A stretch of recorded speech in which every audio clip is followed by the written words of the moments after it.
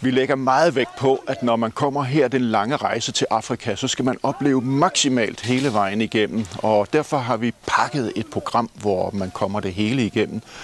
Jeg tror faktisk, vi er de eneste, der har så meget med og så meget varieret.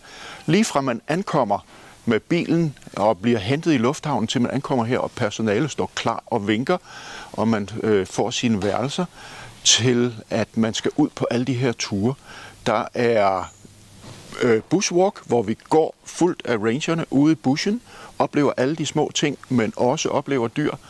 Der er game drives, det traditionelle, hvor man kører ud i åbne biler og ser en masse dyr og kommer meget, meget tæt på. Og dyrene her er jo fuldstændig rolige ved mennesker, fordi der har aldrig været jaget på dem, så de opfatter slet ikke mennesker som farlige. Vi har ATV-turen, de firehjulede motorcykler, hvor vi kører ud i bushen og oplever naturen og kommer helt, helt tæt på. Vi har en 2-dages tur i Kryer, og det er meget vigtigt med en 2-dages tur, fordi vi synes, at man skal opleve så meget. Fordi når vi kører på game drives her, så oplever man jo det hele, og man kommer tæt på. Men man kan jo ikke køre i timevis i sådan en åben bil.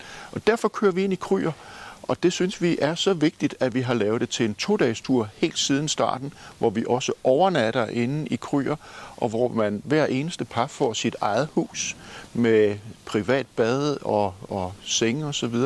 Og rangerne laver aftensmad til os derude, og på vejen hjem spiser vi brunch om morgenen, og hvor han også står og tryller som en kok derude.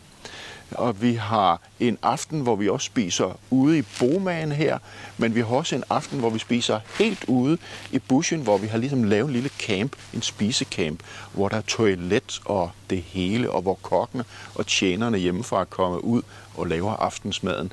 Så det er et proppet program, og det skal det være, når man rejser så langt.